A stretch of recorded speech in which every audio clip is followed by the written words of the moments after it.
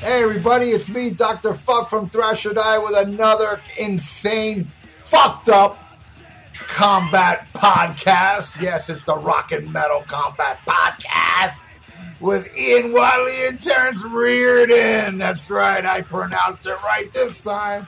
And I'm all hopped up on oxygen, and I'm ready to talk about Cheap Trick, one of my favorite bands of all time. I got so much to talk about when it comes to Cheap Trick.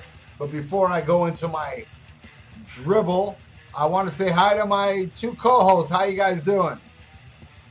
Perfect. All right, I am nursing a hangover the only way I know how, which is more beer. That's right. Fuck the liver. What a wash.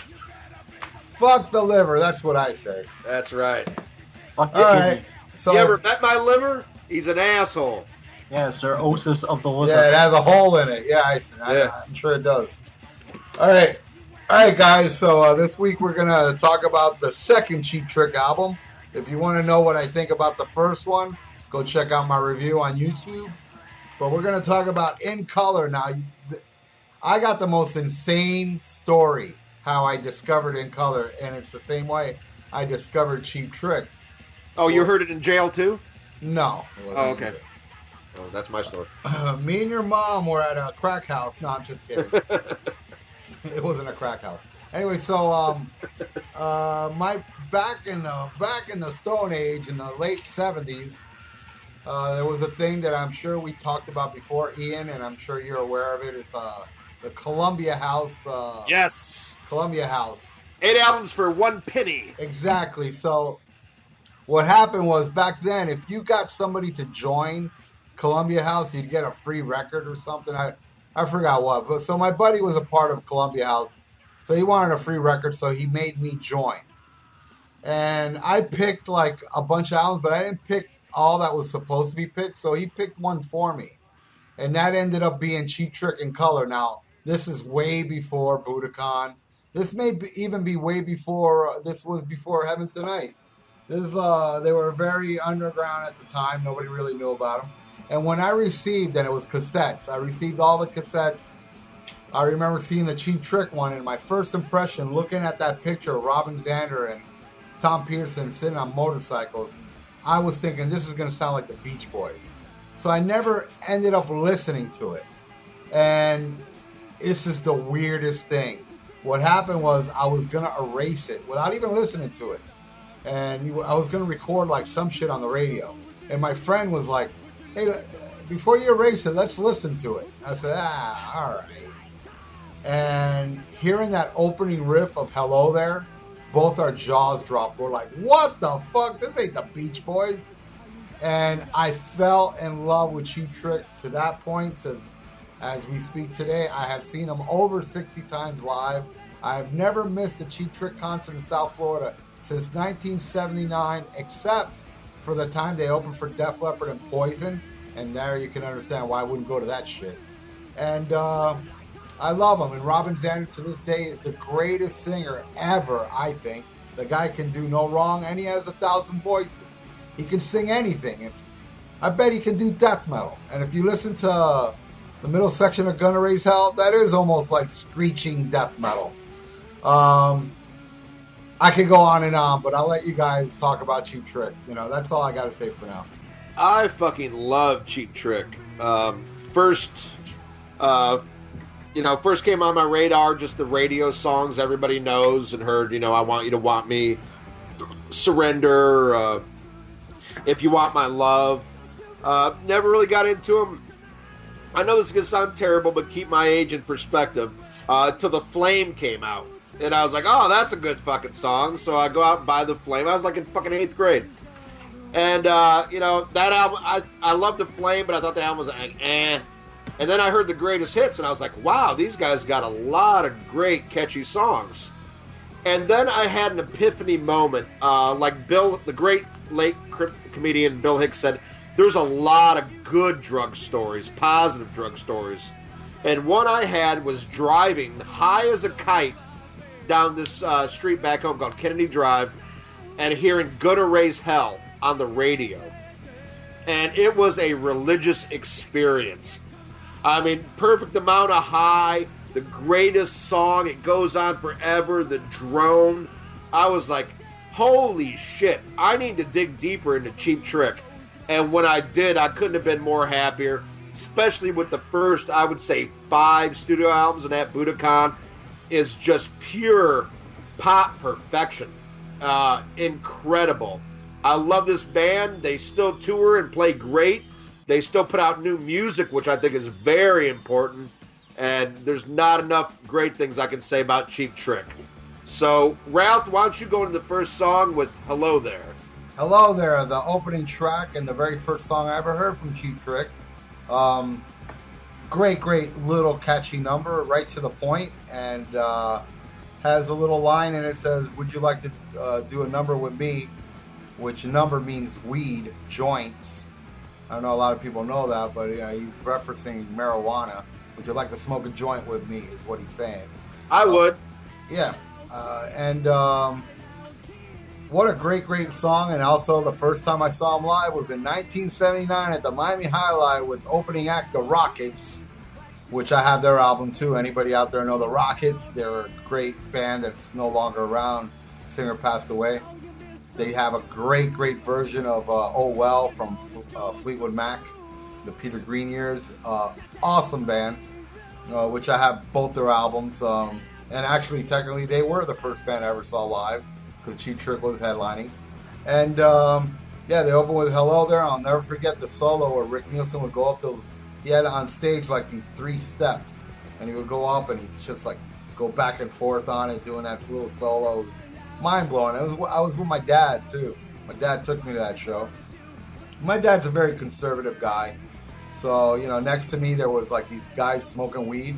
So my dad lit up a cigar, and he's a Cuban, and he would blow it on them, so the weed would not approach his young little innocent straight son, which I didn't smoke weed at that time. I fucking love this. We were all saying the same thing. Great way to start a fucking album. I mean, this is how you open out the fucking gate. To the guitar. And these guys are truly like the hard rock Beatles to me. I mean, that shit gets thrown around. Like, you hear a lot of comparisons. People say, like, 70s Kiss is like a hard rock Beatles. Well, compared to Cheap Trick, they're like a hard rock Herman's Hermits. Because these guys are so Beatle-esque in their melodies, in the vocals, the song structure. I mean, the Beatles were pop perfection, and Cheap Trick are right up there with them. You can laugh, whatever. That's my opinion. They are absolutely incredible. You can't. Robin Zander could sound like all 4 Beatles at fucking once. I mean, this guy is just fucking amazing, and it's just a great song that leads into another great song, Big Eyes. Oh, I love this song. This is another song, and I want to touch upon what Ian said earlier, how Robin Zander can sound like all the Beatles. But shit, watch the DVD and the CD release of Sgt. Pepper, and you can hear him do all the Beatles. Big Eyes is probably my favorite song off the album. Everything is great about it, and I just fucking adore that middle riff. Down, down, down, down, down, down. And then Rick Nielsen comes in with that crazy guitar solo. What a great, awesome fucking song. Big Eyes rules, right, Ian? You fucking ain't right, it rules. Because what it's really about is tits. Let's not beat around the bush here. Big Eyes, he's being nice. This is about a big set of bouncing fucking titties. And I love big bouncing. I love titties so much, I grew my fucking own. They're fucking great. Great groove on this song. I mean, this is just, like Terrence, how this shit is not bigger. Why they're not playing stadiums instead of playing like county fairs and strawberry festivals and fucking, shit like that, I have no idea. Well, if I could just interject for a second there. Go ahead. That's what separates this band from all the other bands, because they are a true real fucking band that does it for the love of music. Because you know what? They don't have to play a fair. They don't have to play these little rinky-dink places. but they do it because they love it, you know? They don't have that type of ego or we're too big. I mean, Jesus, what do you call it? Budokan sold 5 billion and I ain't playing no little club. No, that's not Cheap Trick. Cheap Trick's like, we'll play everywhere because we love what we do.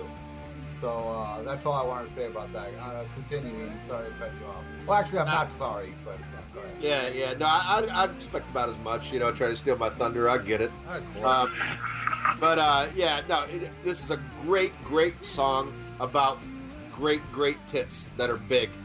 And, man, that's fucking rock and roll right there. Next, we go into Down. Down. Holy fucking shit. You want to talk about pop perfection, it's fucking Down. It's got a great groove, a great drone, something I think they're masters of. You know, that just guitar drone.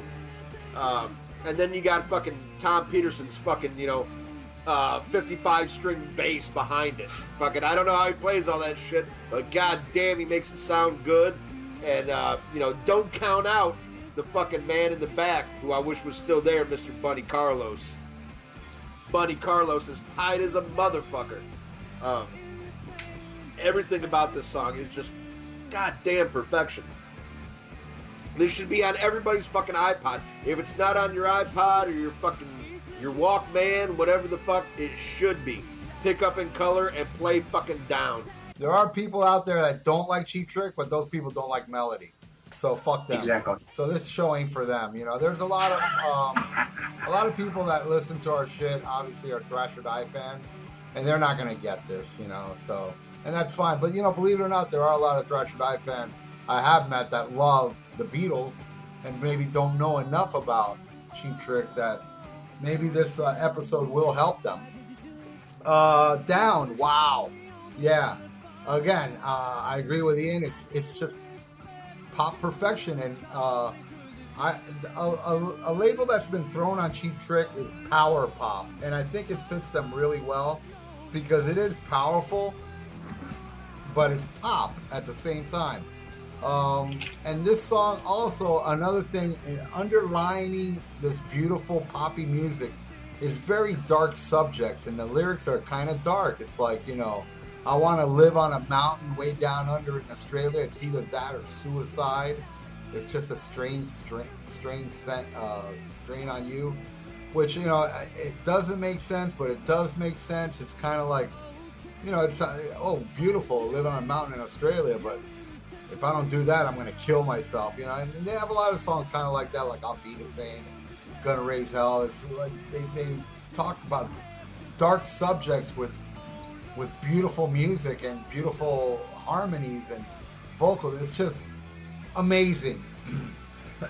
Excuse me. The next track is their most popular track, I Want You to Want Me, which was totally on this album was castrated. I do not like the version that's on in color, mainly for the honky tonk piano, and it's a little too hokey. I don't like it. The Budokan version totally wipes the floor with this. Cheap Trick always badmouths in color. How they hate how Tom Warman produced it and so on. I totally disagree, but when it comes to this track, yeah, I gotta agree. This one is, because it was never, when I used to listen in color, which was way before Budokan and Heaven Tonight, I used to, fast forward this song because I had it on cassette. I never liked I Want You to Want Me, though. Budokan version is much better, and live, it's always a good song, a fun song live. It always delivers live, even if it's not one of my favorite songs. I always like hearing this song live. And so does everybody else around me. This is the one song that everybody goes apeshit for. I Want You to Want Me, their signature tune, but I'm not too crazy about it. How about you guys? I fucking adore this song, even though, totally suffers from burnout, but this is a motherfucking perfect song. But it also shows you how important a producer can be, for good or bad reasons, because, Tom Warman, who takes a lot of shit from every band and this guy's worked with Ted Nugent, Twisted Sister, Motley Crue, I believe Scorpions? No, No, Molly Hatchet. that's Dieter Dirks, yeah. But Tom Werman's worked with a shitload of people, and a lot of bands complained that he neutered their sound, and he definitely neutered this fucking song. But even as bad as it is on this album, you still get the greatness of this. This is just a perfect fucking song, but you don't fully realize that till you hear it on Budokan. One thing that I really love about Cheap Trick is they don't save this one for fucking last. You know, Ralph will tell you, because he's seen them so many times, a lot of times they'll play this shit right out the gate and get it out of the way. And I respect that. They know they have to play it, because at any show there's going to be that fan who, that's the only song they fucking know, so they got to play it. But they don't live or die by this song. And I love that. You know, it's like, you know, like fucking Kiss. You know, every show's going to end with Odyssey. I mean, Rock and Roll All Night. You know, there's shit like Sometimes that. Black Diamond. Yeah, but you know what I mean? It's like, you know that's going to be the last song, and it takes all the fucking, you know, okay, yeah, I know this is coming, so it's no big thrill, you know? They'll just throw this anywhere in the fucking set. It always gets played, but it's not like the last song, Good Night, We Love You. They're like, we're going to play this for the assholes who only know this song, and then we're going to play a bunch of other kick-ass fucking tunes. But, like I said, this version, wow. Totally different, no balls. The Budokan version is absolute fucking perfection. I Want You to Want Me was actually recorded for the first album and was left off. Yeah, and it is on actually the remaster version of the first album, has bonus tracks, and one of them is I Want You to Want Me. And it's much rawer, well, as you would expect. Jack Douglas' production of the first album was very raw. The next song is You're All Talk, which is the more hard-rocking tune off this one. Again, I love this song, almost like rap. If you listen to the vocal structure, you know, it's like, it's very unique. It's a very unique song, but at the same time, it was kind of I wouldn't say filler, because this was a song they played a lot during the club days. And they brought back for, you know, this album, and but I think they did not play this song live after the club days, like the In Color tour. I don't think they ever threw this one out, but you could hear versions of this on some of their earlier shows that was radio broadcast. Very heavy tune, and when they actually did play it on their Silver show, which I believe is out of print, which is available on CD and DVD, where Slash comes out and plays You're All Talk with Kiss. I mean, Kiss, listen to me, Cheap Trick. And I dig it, but then again, I dig every song on this album. Not one of my favorites, though, but definitely not a shitty song. It's a kick-ass song. What do you think, Ian? Oh, man, this really fucking bums me out, because you almost fucking verbatim said what I wanted to say. I like this song, but if there is anything that I would consider filler, it would be this. But as you brought up in our Dio era Rainbow review, there is such a thing as good filler, and I think this is good filler. Song-wise, this seems like more of a jam to me. You know, like, you know, getting in the garage and just, you know, knocking one out. Then something they actually, you know, polished and kept going over and over. This is just like a 1-2 take rocker, and there's nothing wrong with that. And that shows you how great this album was, because on any other album, you'd be like, yeah, this is one of the standout tracks. But on this one, I would have to call it filler, but not in a bad way. I would love to talk about Oh Caroline. This is by far my favorite track on the album. Probably in my top, I would say 3 or 5 Cheap Trick songs of all time. I don't know what it is about this song, but to me it is absolutely perfect. There is not one fucking note I would fucking change. It's a whole summary of Cheap Trick. Everything that Cheap Trick does great and perfect, they do in this song. Just like Oh Candy is another one that I think is absolute perfection. You know, Avita Zane. You know, I mean, they're not similar, but they're perfect songs. I mean, they are absolutely. There's nothing you could add. I mean, they did They did re-record this album with Steve Albini, and because they weren't happy with the sound, and there's stuff I liked about it. It never got, it got leaked online. It never got released officially. Supposedly it's going to, but it hasn't yet. But there's some shit you just can't change because of the time and the era and stuff. And this is something you cannot fuck with because this is perfection caught on tape. I absolutely love "Oh Caroline." What do you think, Ralph? You brought up the Steve Albini, and I actually hate it. I hate what he did with that album. And there is 2 versions of "Oh Caroline" on the Steve Albini version. It's just so muddy and shitty, and it's just horrible. I just think it sucks. And I don't like Steve Albini. I just don't. I mean, everything that he's done. Nirvana. Yeah, Nirvana. What was it? In Utero, and also the 2 bonus tracks on the Cheap Trick '97 album, which was Brontosaurus and Baby Talk, which are both good songs, but I don't understand how they even allow this guy in the recording studio. Now let's get back to "Oh Caroline." "Oh Caroline" is part 2 of "Oh Candy" because everything's with an O, and then the next album has "Oh Claire," which was kind of like just a little instrumental thing, but still. There's also another song called "Oh Boy" that was not released on In Color, but recorded around the time, and on the remaster version, it is on here, but it's on here without vocals, which is a weird thing. But let's get back to "Oh Caroline." I love the hell out of "Oh Caroline," but it's far from one of my favorite songs. So that's, Ian's a dope, but it's a good song. It's not. I'm dope, but I'm not a dope. Yeah, that's why you think it's one of them. It embodies everything's great about Cheap Trick. No, Big Eyes does, you dope.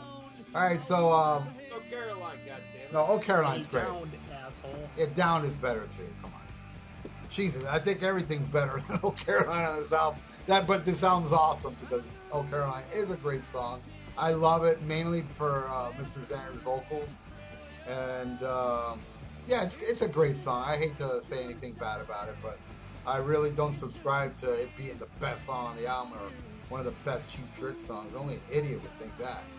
But it's but it's a good song. Regardless, I love "Oh Caroline," and I'll go into the next one, which again suffers a little bit like "I Want You to Want Me" with the castration. "Clock Strikes 10," which oddly enough became a big hit in Japan.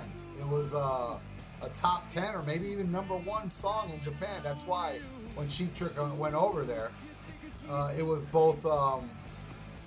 Funny enough, it was "Clock Strikes 10" and "I Want You to Want Me" were both hits over there, the In Color version.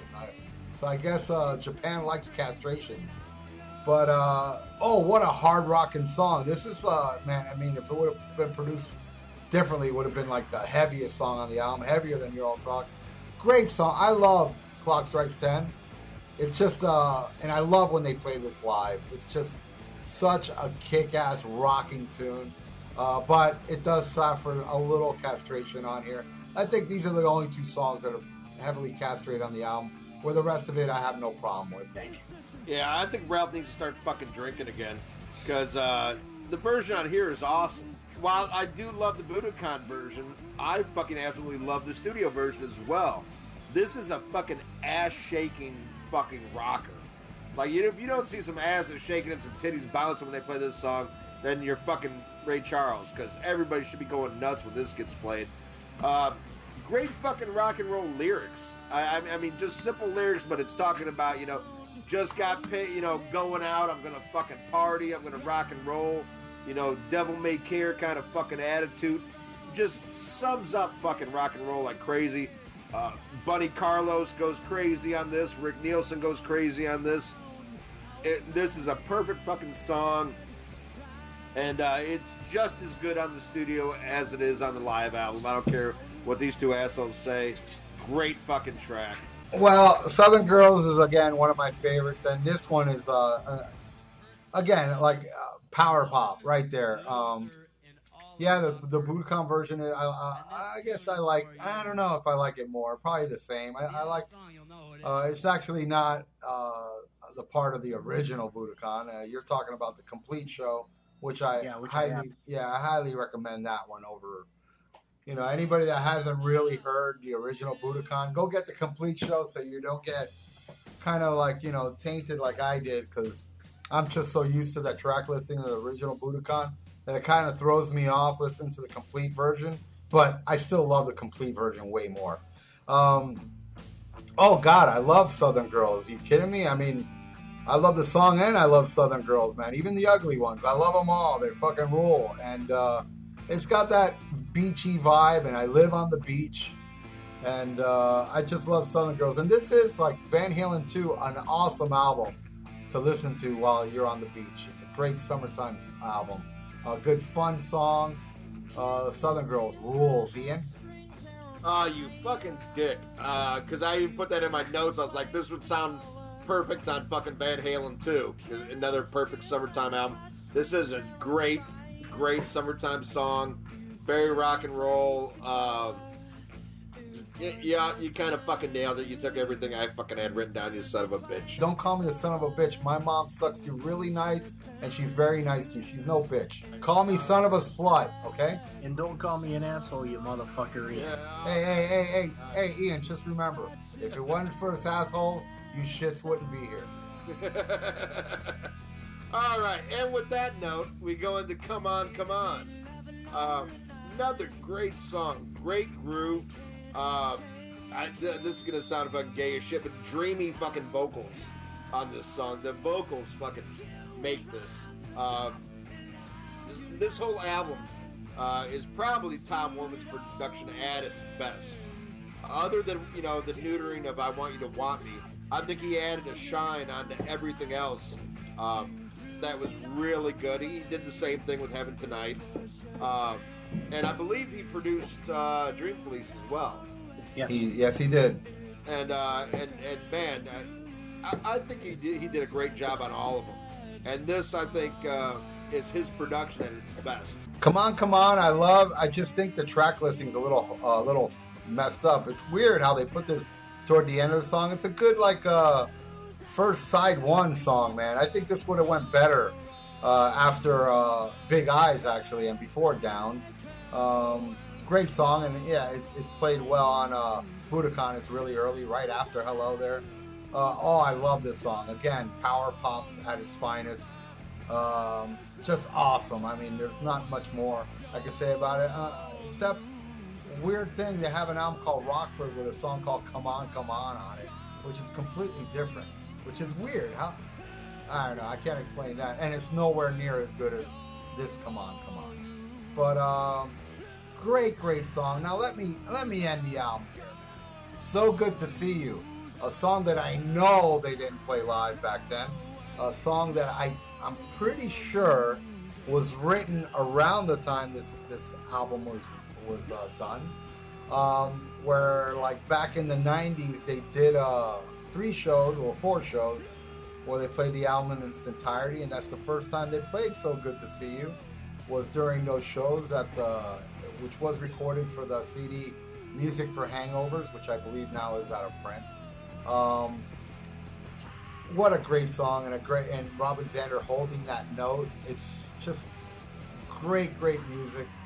I love So Good to See You. It made it onto Music for Hangovers, where they just selected a couple songs from each show, and great song.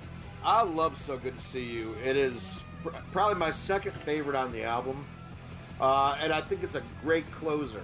You know, a lot of bands, you know, there's different types of closers to the album. Some people put, you know, filler will be the end. You know, some will put a ballad to take you out gently. You know, some will put a rocker on there to wake your ass back up. And this is my favorite kind of closer because it just leaves you wanting more. The song is so fucking good. I mean, you don't want this shit to end. It is a short album. Like I think most great albums are. I mean, it's like what, a 35 fucking minute album. 32 minutes. There you go. I knew you'd have it. But it's perfect. I mean, you hear this and it's so goddamn good. Either you flip this motherfucker over and you start playing it again, or you grab another fucking great Cheap Trick album and put it on because you want to hear more of this great fucking band. And man, I tell you, I go back and forth all the time. What's my favorite Cheap Trick? And it constantly goes back and forth between this, the first one, and Dream Police. Because I love Heaven Tonight as well. I love all Cheap Trick albums. I find something good on every Cheap Trick album. But you know, these early ones are very, very special to me, and should be in everybody's fucking music collection, because this is just, if you don't get this shit, I fucking feel sorry for you, because you're missing out. Cheap Trick is an incredible band, and In Color, and if you flip it over on vinyl and black and white, is an amazing fucking album. Great way to end it. And now for the bonus tracks. First, the instrumental, Oh Boy. Oh boy, I actually do have the version with vocals. It's not that great, but I do have it on. I have so many unreleased songs from Cheap Trick on this compilation thing that I used to get back in the day, where you guys remember Audio Galaxy? And oh man, that was better than Napster, better than everything. I love Oh Boy, and I remember hearing about Oh Boy way back in the day, you know, about this song Oh Boy, and a song called Disco Paradise, which I'm not too fond of Disco Paradise once I finally got to hear it. But Oh Boy is a great song. It's very much in the vein of In Color. Yeah, you know, because In Color to me is probably the poppiest one out of all the early ones. To me, this one is the most pop-oriented one. Great song. What do you think, Ian? I love it. I feel like they abandoned this and stole different aspects of this song and put them into others. You know, it doesn't feel complete. It feels like a starting point. You know, like them just jamming, and they just stole little bits from here and there and went into more fully developed songs. But it's great as far as bonus tracks. You know, shit like this. Maybe if you're a connoisseur, you're a collector, you like hearing stuff like this because it gives you, not to quote fucking Terrence, but a genesis of where these songs come from. And it's not bad. To me, it's the most interesting of the bonus tracks on this album. Well, I think we should just talk about, you know, just to condense this episode, instead of going through track by track. There's 2 demos on here, Southern Girls and Come On, Come On. To me, I kind of get bothered by CDs that have the same song twice on it, you know? They should have, like, you know, I like what they did with the first album. Had I Want You to Want Me, I Dig Go-Go Girls, and Look Out. You know, it had You're All Talk was on that one, like a live version. You know, I like CDs which is all different songs, where this one, I mean, it ends with Oh Boy's the only song on here I'm looking at that's a different song. I mean, because the last song's Good Night, but actually that's Hello There, just with different lyrics.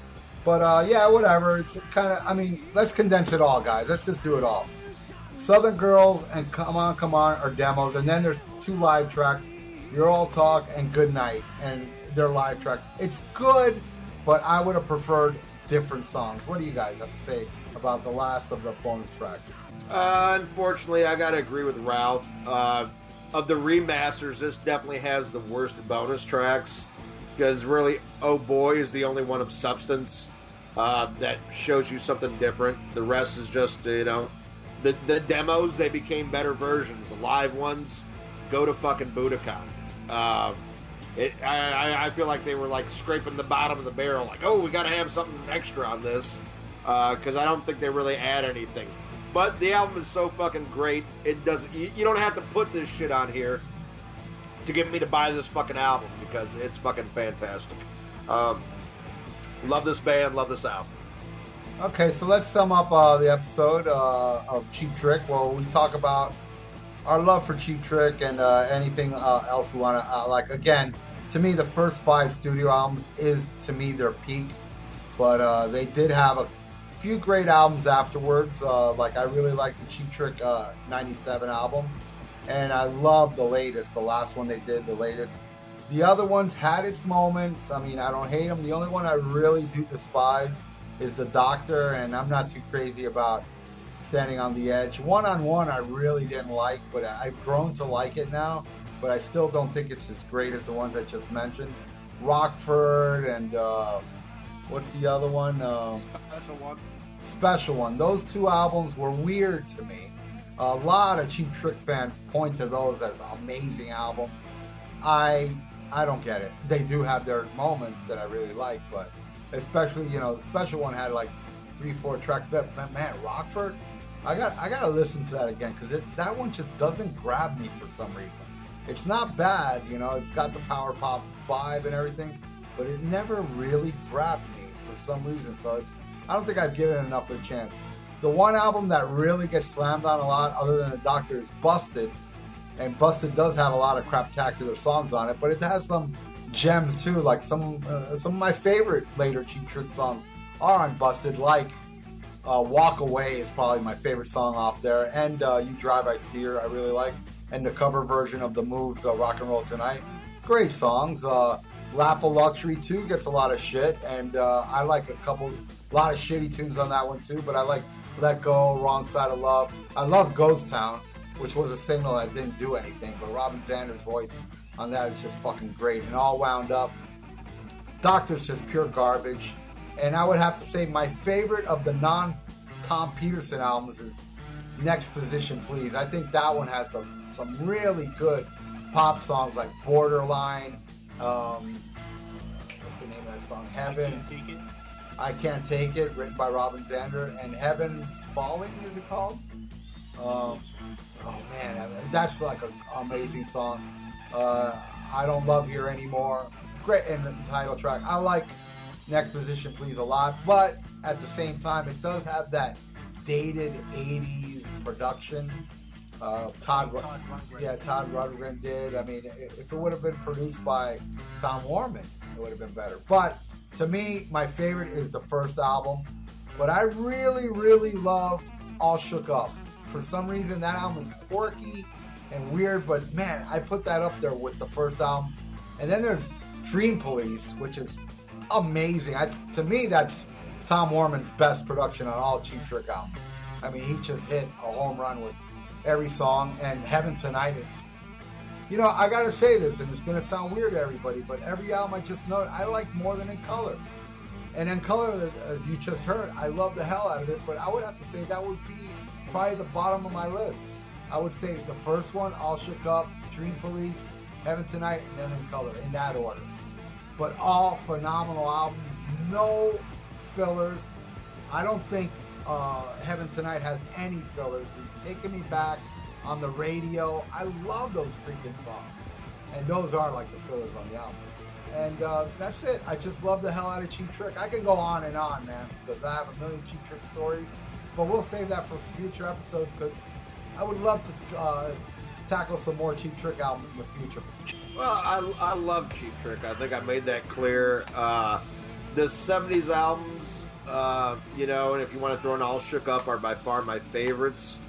All outstanding albums.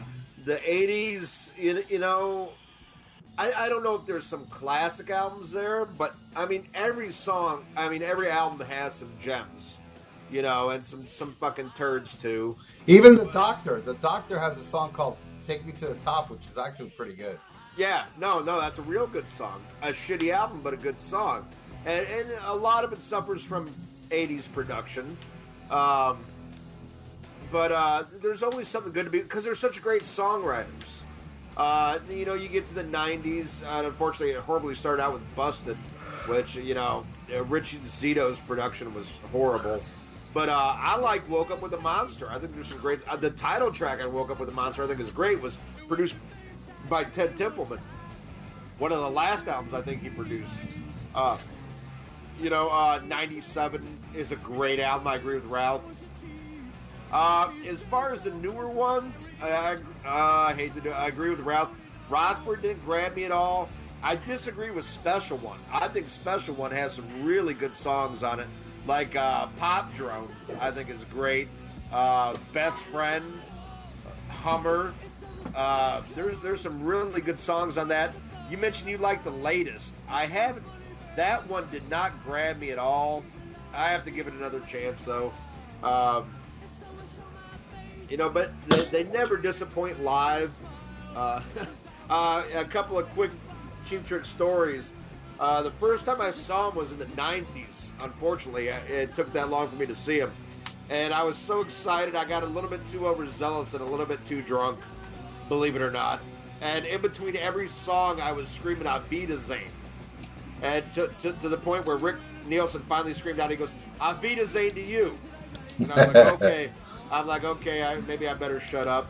And it was funny, he took a copy of Lick It Up by Kiss, and he glued classic Cheap Trick Rick Nielsen picks all around the album, and then threw it out into the crowd, and said Gene Simmons would charge you $10,000 for that. I'll give it to you for free. I thought was awesome. And I worked, we have an annual festival here in New Orleans called Voodoo. And Cheap Trick was playing the year I was working it. And I saw him backstage. I saw Rick Nielsen, and I went total fucking fanboy. I'm like, I love Cheap Trick. I can't wait till you play later today. And he's like, yeah. You can tell he just wasn't into it. And I was backstage smoking while Ray Davies of the Kinks was playing. And he walked away from me. He went in and saw who was playing. He comes back out. He goes, "Who is that?" I go, "That's Ray Davies from the Kinks." He goes, "Why don't we go watch Ray Davies from the Kinks?" I was like, okay. So I followed him, and we watched Ray Davies from the side of the stage. And then in the middle of it, Tom Peterson showed up, and just like, "Hey, how you doing?" And he's like, "I'm Tom." I was like, "Yeah, I know." It's fucking awesome. Great to fucking meet you. And that was just an incredible moment to sit there and watch a legend like Ray Davies play, some great Kinks hits. And I'm sitting there watching with two fucking amazing musicians from Cheap Trick. It was an incredible time. And I can't wait to do more albums by this band.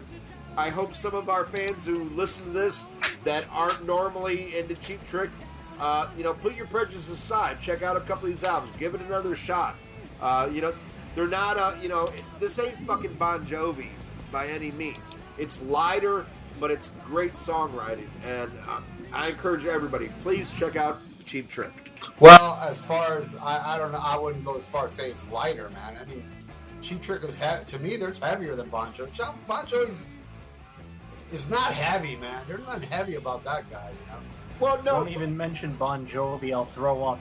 One thing that you mentioned that I'm kicking myself that I forgot to mention was Wake Up With a Monster. What a great album. That's another album that one of my favorites after the man, You're All I Wanna Do, Girlfriend, Cry Baby. I mean, great album, man. They follow it up with even better album, 97. But they were going through a lot of bullshit at the time. They were on Warner Brothers for one album. You know what? That would be a good album to review. Wake Up With a Monster. Because I'll buy that. I'll look that up on Amazon. Thanks for the tip. That's another one. I would recommend if after get everything up to All Shook Up, and then after that, I'd say 97, then Wake Up With a Monster, and don't listen to Ian, then latest. And just look up the song "Sick Man of Europe" from that last album. That song rips, which by the way was the original name for Cheap Trick, which is weird how they brought it up. And I have a recording from the original singer of Cheap Trick. Cheap Trick did release a demo with a guy called Zeno, and the song is called Hot Tomato, which later became both Taking Me Back and I'll Be With You Tonight from the Dream Police album. This has been the Rock and Metal Podcast, and before I go, I'd like to throw it over to my drunk friend here who has to give little plugs about our podcast. Tell them where to go there, Ian.